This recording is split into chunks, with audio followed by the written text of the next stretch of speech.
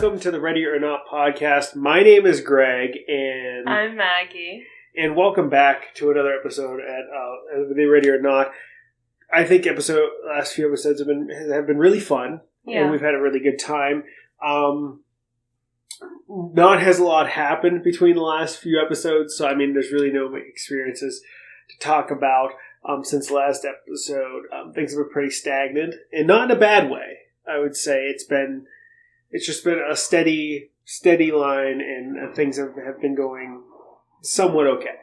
Anyways, this episode, Maggie and I literally were sitting here randomly talking about, like, what's the topic, as we do every episode. And I was like, you know what?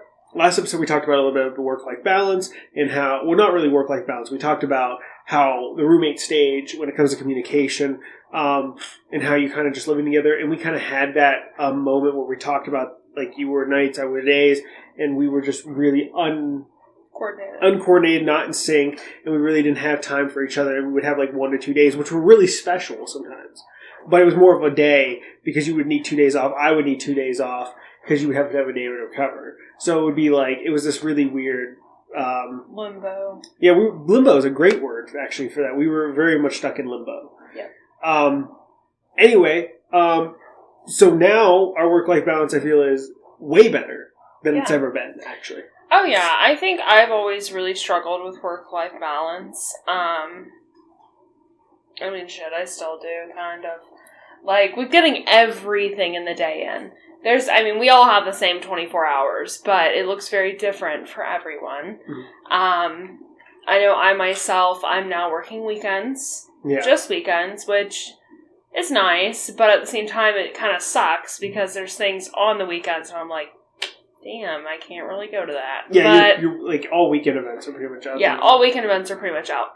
But it's still, I'm in school all week. Yeah. So I'm in school all week, and granted, I get home earlier normally, but I'm also out the door earlier a lot, especially with clinical. Yeah. But, so my life just looks very, very different than it did, even 4 months ago. So. Yeah. Oh, I mean, it's crazy how things... Especially when it comes to a job, especially a job in healthcare. Mm-hmm. And this goes for, I'm pretty sure this would go for mills, any type of management position. A lot of jobs, things change all the time, but especially it's crazy how much a job can affect your life. And a lot of people will be like, well, I just don't let my job really affect my outside life. But it does. But it does. I mean, because your time, especially when you're working in healthcare, if you work a 9 to 5, Monday through Friday, which usually isn't a thing, then you kind of know your schedule. Our schedules change week to week. Sometimes day to day. Like, sometimes our boss is like, hey, I really don't need you here, but if you can do here instead, and you always have the right to say no. You always have the right to be like, look, this is what you gave me, I'm sticking with that. But as some anxious people, you never really want to say no. No, but especially if you work in an environment, not even that you like per se, but if you have people in your environment of your work that you like or respect, then you kind of get, because they've given you some and you give them some. Like, hey, I'll pick up these few extra shifts if you give me this day off when we're overstaffed and I get to go home a little early. Like, there's those give and take. Give and take, absolutely. I think the best mindset I could have gotten in was, for so long, I let my work kind of define who I was. That was like my main personality trait, was what I do. I think going from I'm not living my life to work, I'm working to live my life. Mm-hmm. That was the biggest mindset change I think I could have had. Do you feel like you really have adopted that? I think I have, because truthfully, I love my job. I love what I do. I love being with moms and their babies and, working in, the NICU and the floor. I love what I do. I absolutely adore it. And yes, I do bring my work home with me sometimes, but if somebody's texting me on my only day off, hey, I need you to come in, I'm not coming. Yeah. Unless I want to. Because truthfully, here's my thing, right? There was that time where I literally had 1 day off a month between school and work. It was so chaotic that I only got 1 day. So. Go on. No, I wanted to say, I didn't want to interrupt you. Oh, but I also wanted to say, what if we took this, and it seems like we're doing this on the fly because we are, what if we took this from I think you have, because I really want to hear, because I was in part of it, I really want to hear your work-life balance before now. Like, I want to, like, let's talk about from the beginning about work-life. And the reason I want to do that is because when you were the nanny, when you were a nanny, not the only nanny, but when you were a nanny, your work, like we've said before, we only had every other weekend with my work and your work. But then I feel your work-life balance went down the tubes working in the psych unit. Because that drive every day from where you were living when I moved in, and you were just so exhausted. And you would do those 11s to 11s and then come back from 7 to 7. I was doing 7 to 11. Yeah. And then going back for 7 to 7 or 7 to 11 again. I was doing 16s back to back. Yeah. That was a tough time. So I was a nanny. I was a live-in nanny. So my work-life balance was the same damn thing. Yeah, I lived where I worked. And I loved my job. I loved my kid. I loved my kids. Like, I felt like they were my own, and I adored them. But yeah, there was tension in the house a lot, and that caused my mental health to kind of deter quite a bit. And I started working in psych part-time while also working full-time as a nanny and going to school full-time to gain that experience. But that comes back, what you're saying, back to the nanny thing. The reason your mental state was so bad, I think, was because, and this is going to be more of a you episode than this is a me episode, I think. But the reason, and I more or less just want to get in your mind here with the work-life balance thing. You just had an awful boss. Like, honestly, you lived with your boss. And you were this, like, you didn't see this guy as, somebody you lived with while you weren't working. This was your boss all the time because you took care of those kids all the time. You lived there and took care of the kids, and your job became more than just those kids. You took care of that house. Yeah. Household manager, if you will. Yeah, but I'm saying, like, going back to the beginning of the thing, I think if you have a good boss, you're okay giving a little. Because you'll get something in return. But it was more than a little. I mean, like, you got screwed. I did. And I was made to feel guilty for wanting time away. Yeah. Like, when I would come visit you for the weekend, like, and I'd be gone the entire weekend, I would be made to feel guilty, like, well, you didn't come to family dinner. But is this a family? But you weren't part, like, as much as you were involved, like, they didn't treat you like family. No, you don't screw your family over. But, no, I think my mental health was and I also didn't really have a whole lot of privacy. No. I had no privacy. I had no real, just there were a lot of boundaries crossed, I felt. And an awful cough. And, there was mold in my room, and I had a horrific cough the 2 years I lived there. Yeah. It was awful. That cough, man, that was constant. It was really I had a constant cough for 2 years. It was very uneasy of how things had kind of dissipated, when I was asked to leave. I think that was the biggest thing. That was the hardest thing. So you went from that, living where you worked, to the psych unit. Well, I was working in the psych unit while also working and living there. Yeah, but you were part-time, weren't you? But I only worked 2 days a week. Yeah. And I loved it, and I did it part-time, but then I found out I was losing my nanny job, so not only was I losing that job, that main source of income, I had to then pick up in psych and also move. Mm-hmm. It was a very big transition, and while being in nursing school. Literally hitting finals week. It was this time. Yeah. It was this time that many years ago. But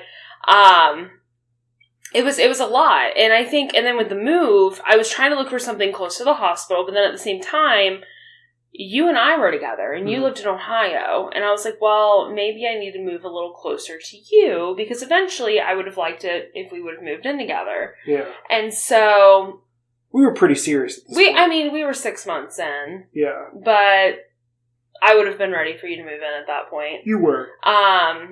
So it was definitely a give and take, and honestly, it was very hard to find literally anything. And the only affordable or anything in general. Yeah. And I got down to two things. One, which was an hour away from my work in an opposite direction from Greg, or B, another one that was an hour away from work but closer to Greg. And the one that was further from him and work was like almost $400 more than what I got closer to you. And but a lot nicer. So I found the first thing I could get that was cheap and easy and I could get into. But then I was having to drive an hour and 20 minutes to work every day. And I was in December weather. And I was working 16-hour days and going to school. It was a lot. It was a lot. It was a lot. And I was still wrapping up my nanny job. So how did you, I mean, I kind of know, but for the audience. Yeah. How did you, like, you thrived on certain days, but, like, when did you know you couldn't do that anymore? Was it failing your last test? Doing what? In school. Like, did you know, like, I can't, this is not possible to manage? Oh, manage the working and going school? To school? Yeah. I think it was knowing. Because I'm not saying that you can't work a full-time job and be a full-time student. It's very possible. No, I'm saying for me that when I knew my breaking point was working a 16-hour shift the day before my final because I could have gotten 100 on that final and still failed. I had dug myself that deep. Yeah. And it was at that point I knew, like, this was just too much. But you're spending almost 3 hours a day on the road. Mm-hmm. Like, that's to go to work. Mm-hmm. So, like, your 16-hour days are pretty much, 19-hour days? Yeah. Because of the drive itself. Mm-hmm. So, you're doing all of that. And I know what it's like to work a 16. And being like, when you come home, you're like, I'm not doing anything. And then the day you have off next day, and if you're not working again, you're just recovering. Yeah.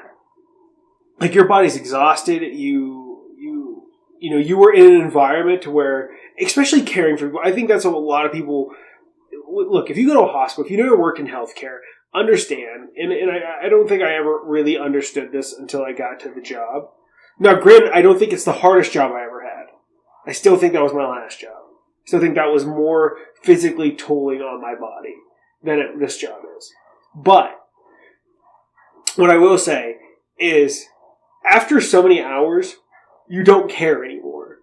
Like, you've given all you can to care for people, and after, 12 hours, you're like, I'm checked out mentally. Mm-hmm. I don't, stop, leave me alone. And it sounds mean, but, all you're doing is trying to be kind and nice and caring and begging and beckoning to everybody's needs. And after 12 hours of that, you're like, I gotta get out of here.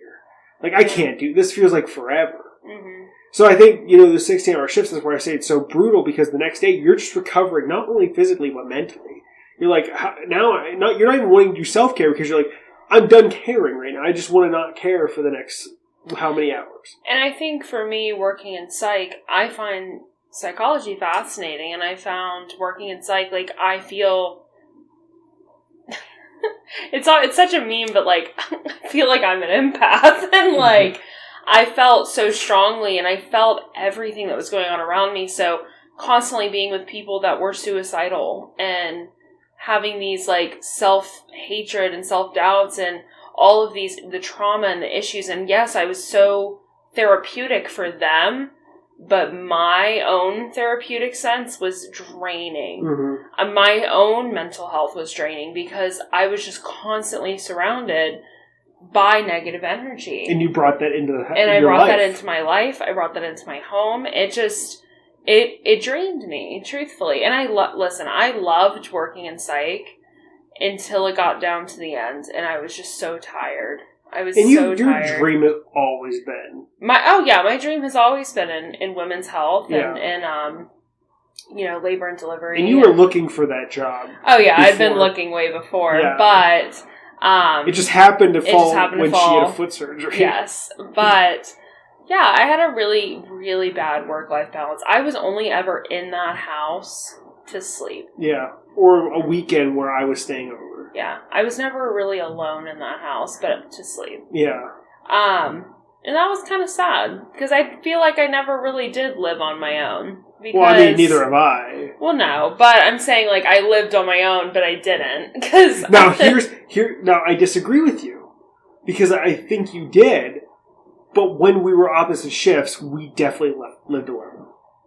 Yeah. Like, we definitely lived alone to where we were definitely... Because there was days I was off, you were working, or days I was working and you were off. And when you were up, like, by the time I got home, it was almost time for bed. Yeah. So it was like, we didn't really, we that roommate phase, where I think we very much were in. So you get into psych, you bringing your psych into the house, into your life. So again, work affecting life. I mean, it's such a hard, especially when you're caring for people, it's such a hard thing to balance that. It's hard to leave that at the door. It's hard to be like, okay, I did that, now let me go home. Because one, you have that whole drive home, especially if it's a 10-minute drive, then maybe you could. Maybe it'd be a lot easier. But that hour-and-a-half drive, that you're after just being physically, mentally exhausted for 12, 16, or 16 hours, then that drive's exhausting. Because you're like, I just want to sit down and relax and not think about anything. But you got to pay attention to the road. You're still doing stuff. I was thinking about my worst shift was that 11p to 3p. That was awful. 11. All night. Yeah. Yeah, I was there from 11 p.m. to 3 p.m. the next day. Mm-hmm. That was horrific. That's an awful. It's horrific. I was just thinking about me dying inside. So what's funny is when my boss when I was doing that bonus where I had to pick up all those shifts, where I was working like 60 hours a week, I was like, I want to do them all in 16s. Because I was like, I don't want to come in an extra day. I'd rather just stay since I'm here. Mm-hmm. And I was, at the same time, I was on night shift at that point. And so my boss was like, do you want 7 to 7 or 11 to 11? And I was like, I'll take 7. No, wait, well, that's not 16. 7 to 11 or 11 to 3. Ew. Right, that's 16 hours. So that's what those are the two she offered me. I was like, I will take that 7 to 11 every time. And she goes, well, it's the same amount of hours. I go, but that sounds awful. 11 you're not just, no, because if you're there till 3 p.m., you're essentially, your whole next day is wasted. Yeah. Because you're not just, especially in healthcare, you're there for like morning rounds, breakfast, clean up, all that, lunch, clean up. Like, you're getting them ready for dinner at that point, Bestie. No. No. And as much as like there's things I miss about night shift, I am so much happier on day shift. 100%. I definitely feel like I'm a night shift girly, but since my body has been, honestly, my mental health has been way better on day shift. On day shift, yeah. I think that like night shift. Well, you made that perfect example, and I think this is something that I really want you to hit on this episode. What? Feeling alone. Oh, yeah. Working nights. Like, you just felt like the whole world, you told me multiple times, the whole world's asleep and I'm just awake. Yes, that was such a lonely feeling.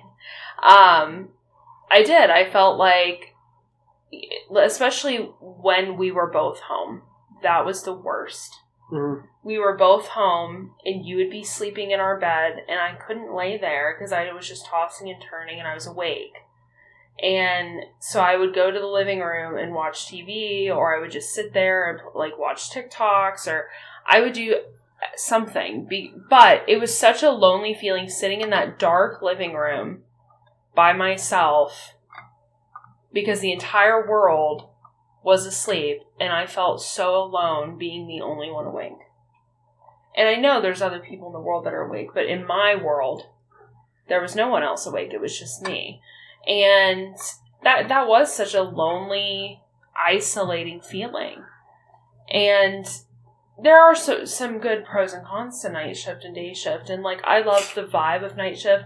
I love my coworkers. On both shifts, I love my coworkers. But I liked everything about night shift. It was a little calmer. The patients were a little more relaxed at night. Like, it was just it was a more relaxed environment. The management wasn't up my ass. Dietary wasn't up my ass. Like, it was just calm. Yeah. And then, but then my sleep is fucked. My relationships are fucked. My mental health is fucked. But then you go to day turn where it's more chaotic. Everyone's in everyone's business. It's busy, busy, busy. But I get to come home and go to sleep with you. Yeah. So speaking of, to go off a little topic here, speaking of like management up your ass, we had the senior VPs or whatever around today at my job. And I'm making beds. And we have this patient who just shit himself beyond belief. Top to bottom, covered in shit. Blowout. So I'm cleaning him up, and my boss comes in and goes, "Hey, Greg, I told you that they're going to be rounding on one particular person?" I said, "Yeah, it was me." So they're like, "They're going to be rounding on you." I was like, after the week I've had, I was like, "I'll fucking horse." Like, what else what are the odds? There were 2 nurses, 2 nurse leaders, the huck, and you're choosing the piece, you're choosing the aide here? Really? Why are you choosing me? So I was like, she was like, "Can you come down?" I was like, "No, I really can't. Do you want me to go and be like, oh, how are we doing? I can't get you anything? Or do you want me to clean up the patient who's full of shit? Your choice." She goes, "Okay, well, when you're done, can you please come?" I was like, "Sure." So by the time I got done with everything, she goes, "You don't have to make the bed right now." She goes, "Put him in the chair. You don't have to make the bed right now. We just need you to do this." I said, "Okay, whatever." So I get everything done. I don't make the bed. I come out, and they're in another room. They're all in another room, and I see them doing a thing, and I pop my head. She goes, "I'll be out with you in a minute." I was like, "Okay." I sat there for 2-3 minutes. I was like, they are in this room doing whatever. I went back and I made that bed. By the time I got out, and I made 2 other beds after this, and they were still in that room. After I got out, they're like, "Oh, we already got it done. It's fine. We chose somebody else." I'm like, I didn't have to do this. I didn't have to see management and stuff, because I've got a problem with authority. I feel. I do. And it's it's not that I don't like authority. I don't like certain people who have authority. I don't like what people do with that authoritative power.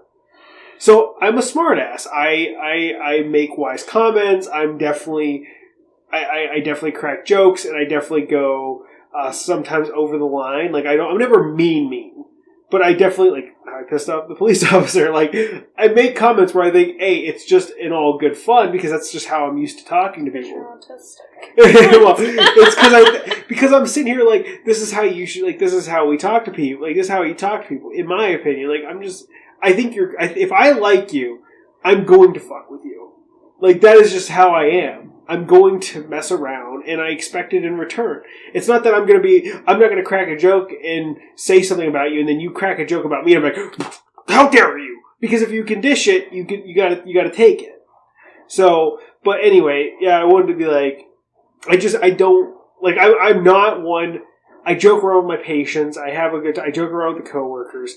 So I know a suit would not like me. I know it would be I would probably be a complete asshole, especially if I was in a bad mood. If I was in the mood that I was when I went to HR, I would probably been fired on the spot. But anyway, back to circling about the work-life balance. So you get out of psych, you finally get this job after being off for 3 months, which that one drove you crazy as well. Yeah, it was a long way. Because I'm working, you're at home, foot up in the air, barely just me and the cat's just vibing, using your crutch and your wheel walker, my little knee scooter, your knee scooter, and so now I'm working the hospital. Come around, you're back at work, and we're both day shift. Things are pretty good when we first started. Within not even a month, you're on night shift, and now we're work's affecting life again, and we definitely hit roommate stage during that time. Yeah. I feel. I was night shift for almost a whole year. Yeah. And I wasn't working there a whole year, but I was still day shift. Yeah. When I was plumbing. So, it was, and I was working Monday through Friday at that point. And it was a difficult time because we would try to plan dates and we would try to plan things to do, but in order for us to do those, you would have to stay up. Also, side note, I also have a thyroid disease where I was sleepy girl constantly. You were exhausted. I was a very tired girl all the time. But yeah, no, I'd have to stay up. I'd be pulling, I'd work and then I would just stay awake. Yeah. So we would be able to have a date or do anything together because it was exhausting. And we had to plan it to where you were off not only that day, but the next day. Oh, yeah. We couldn't just be "Oh, Maggie," because when you got home, I'm not going to make you stay up so you can go back to work tonight. We had a plan to where you had 2 days off in a row. So that was even harder. Yeah. Because, like, those were far and few between. Also, we had to plan it most of the time on a weekend. Yep. When I was off of work. Yeah. It was definitely difficult. I don't know how we did it. Like, how we had the certain dates. We made through it, dude. We made through it. We teamworked it up. It was definitely hard. I think there wasn't a lot of work-life balance. And I noticed, like, even comparing, side note here, I had therapy today. And my therapist asked how I was doing. Because the first thing that goes when my depression hits is my basic self-care. Mm-hmm. Like, brushing my teeth, washing my face, showering, like, doing any sort of skincare routine. That is the first thing to go. And my therapist made a comment today and said, your skin is glowing. Yeah. And I said, I've actually been doing my skincare. and I said, even though I've been feeling really down these past couple of weeks, I've still been doing it twice a day. Yeah. And that's something that, like, during that night shift, roommate stage period, that was getting missed so frequently. Oh, I mean, remember my hair oh my God, this sounds awful. My hair was getting matted. Yeah. From being in a bun at work for days in a row. Yeah, because you would come home and you would just I would literally crash, get right up, and go right back to work. She would crash in the chair, and then wake up in the chair and crash in the bed, and then go to work. Yeah. Like, it was bad. I was so tired. Oh, dude, I was so tired. I had never been sleepier. I was drinking energy drinks again, and oh man, it was nuts. It was nuts. Speaking of energy drinks, I've been craving some of those old V8s. I know. I miss those V8s. The orange pineapple. We don't get them anymore. I know, because we drank them quite a bit to where we were drinking too much of them. I kind of crave them. I've been craving them. Well, it's that orange pineapple. I have that juice. It's the same thing. No, but it's not the same. It's not sparkling. It's not. Well, it's not that it's sparkling. It's not sparkling. but no, I mean it's so crazy to think, like, there was no way, and we're eventually going to have kids and stuff. But you know how hard that would have been with a baby? Well, that's why, as much as I love night shift, I don't think I could swing night shift if we had a kid right now. I mean, one of us might have to. It depends, but yeah, I mean, if we both are working at the time, if you then maybe we'd have to, so one could be home with the kid at night and one in the day. We would have to do what we had to do, right? You do what you had to do. Yeah. But at that time, it was not realistic. It wasn't until, I think I was night shift all the way up till we left for vacation. Yeah, because that was your last night shift. That was my last night shift. Because you said, I am not going to start sleeping normal till the first night of vacation. I think that's because didn't we leave later in the day? Because I was sleeping. Because so you could because you were no, because I remember I got off work in the morning. It was 7:30 in the morning because I was leaving. And my boss said, "Hey, by the way, this person has COVID." And I said, "Oh, great! I'm leaving for vacation tomorrow." So did you bring COVID? No, because Kathy was the first one to test positive. I know. I'm just saying. I didn't get symptoms till way after Kathy. We got it like Thursday. Yeah. Thursday. Whatever, it doesn't matter. But the point is that it was just tough. It was a tough time. And then we moved into the day shift period. But not only did I jump back into day shift, I jumped into school. Yeah. Which I'd been in school this entire time, but school has looked very different for me over the past couple years. They're going. Oh. But this time, I'm in a nursing program where 4 days of the week is consumed with this schooling. Yeah. And it's, oh my God, it's not even consistent times. Like, I'm in school 8 to 11:30 one day, or I'm in school from 9 to 3, or it changes constantly. Mm-hmm. So, but 4 days out of the week is consumed with that, and then you're trying to add in study time, and self-care time, and me time, and couple time, and friend time, and work time, and it's just a lot. It is to fit. No, I want to harbor back to our move. Yeah. I think this is where I can really speak to something that really was really difficult for me. I'm on night shift.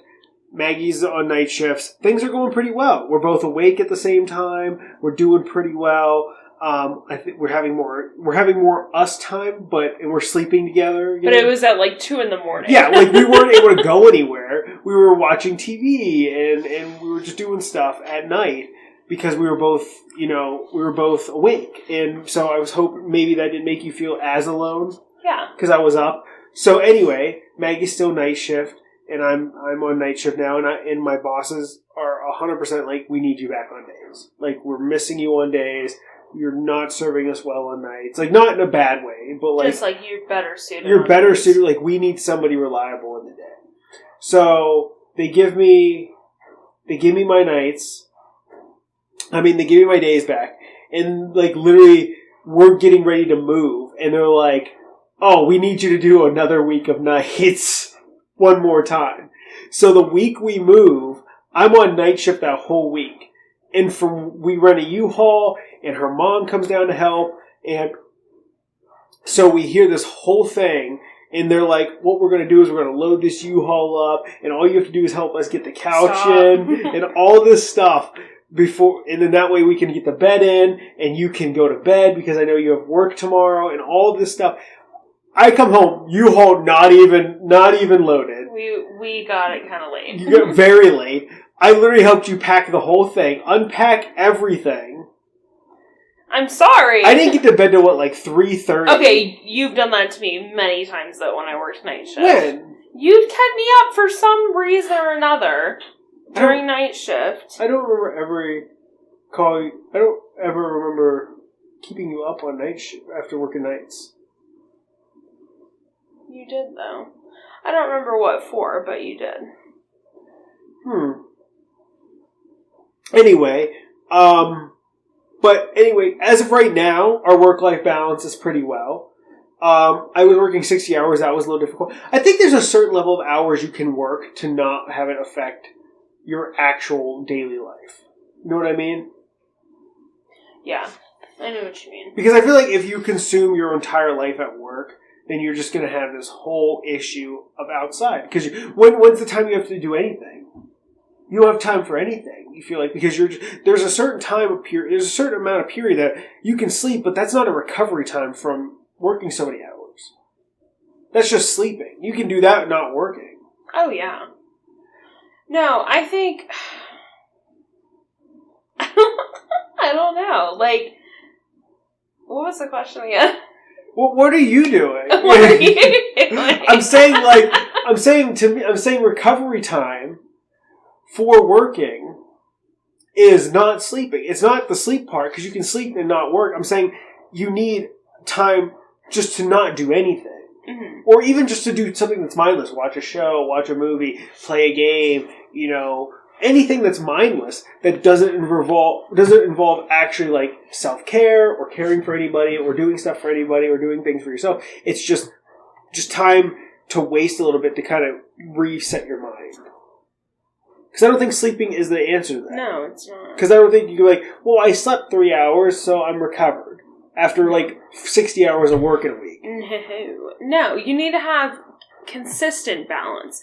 I will say, and this is going to sound so silly, but the weekends. Yeah. Granted, I work both days and they're 12 hours, but I come home and I'm like, ugh, and I gotta get up and go again. How do you feel you're going to react when you have to go back to a full-time schedule?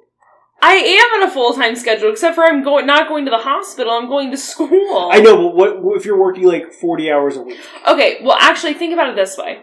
Clinical is 8-hour days. Mm-hmm. So I'm doing 2 8s in a row, and then doing my 2 12s in a row. So yeah, and then I'm going, hours.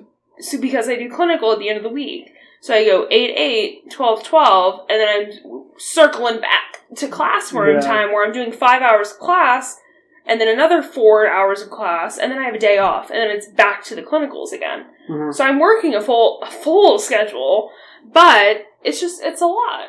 It is. I think that's why I'm all bleh on the weekends, because I'm tired. That makes sense. That makes a lot of sense. Anyway, I think it's a lot of, I don't want to say this. There's a lot of issues that can, I'm trying to think of the way to put this properly.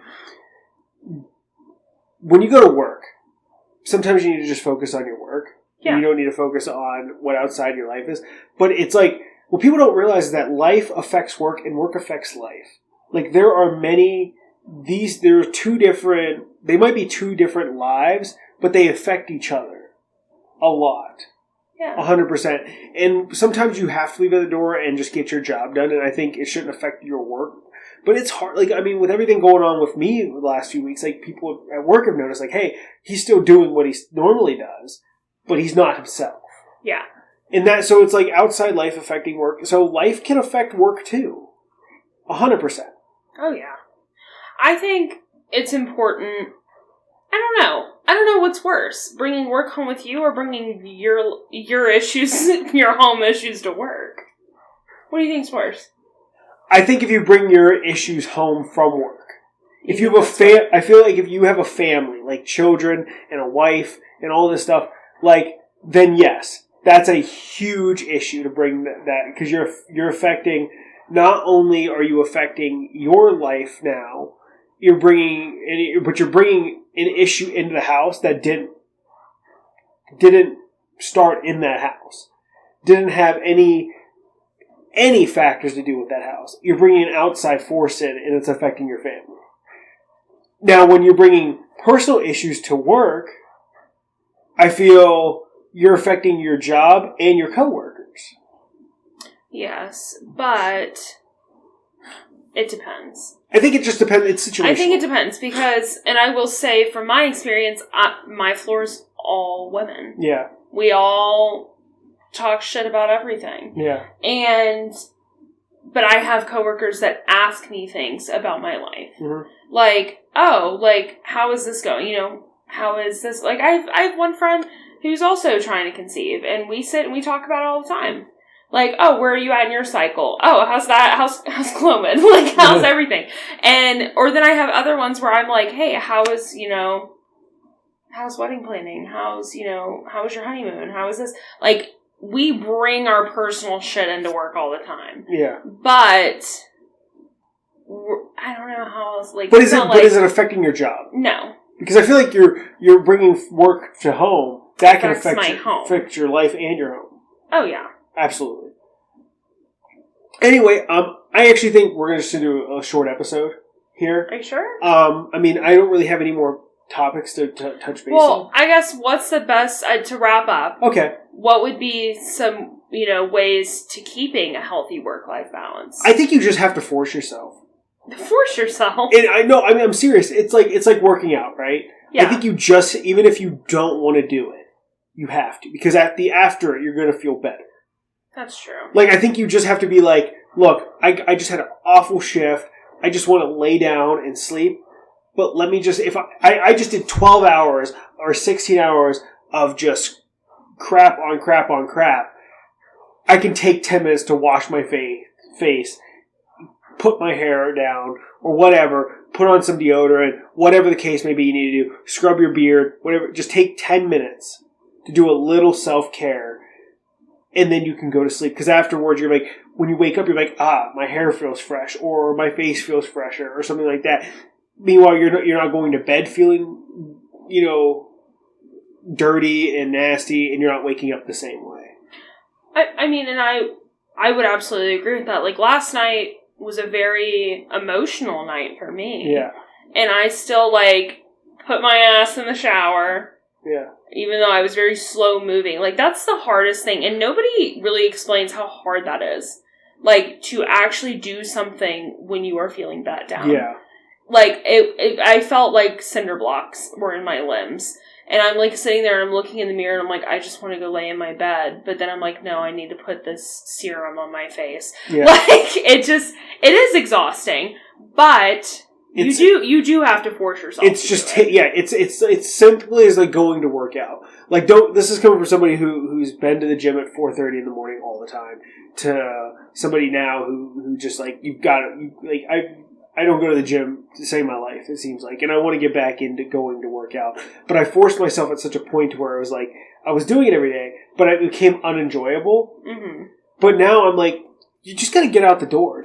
Once you get there, it's all downhill, right? I feel like once you start the motion, like you, for instance, once you got in the shower, it became second nature. I'm already in the shower. What am I going to do? Get out with unwashed hair? Yeah, like that's what I'm saying. Once I'm in the gym, what am I going to do?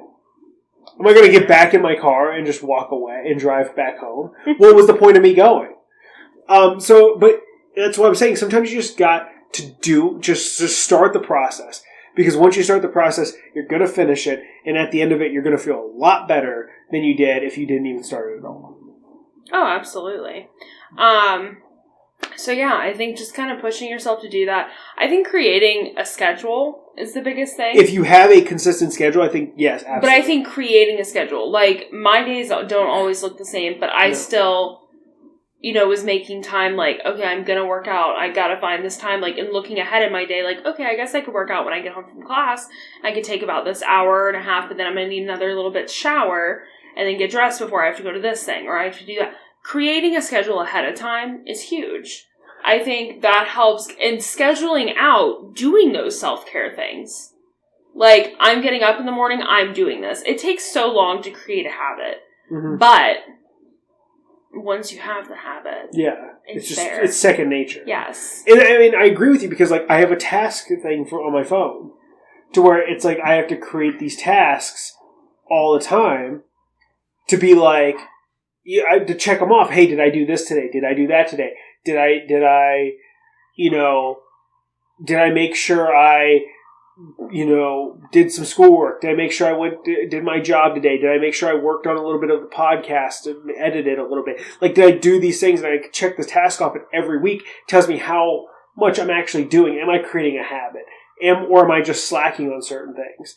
Granted, some of the things I slack, but it has kept me a little bit more in line, being like, you just need to do a little bit of it. Even if you do it for an hour, even if you do it for 15, 20 minutes, at least you got something done. What is that called? Habit Now, Habit Now, or something like that. Okay. Yeah, no, I know you. It was It was $5 for a lifetime pass. That's awesome. Yeah, I'm more of like a hands-on, like a handwritten type of person. But it's funny because even if I type that in my notes app and just take that, like, that does the same thing for me. Yeah. Versus like physically writing and crossing it off. Mm-hmm.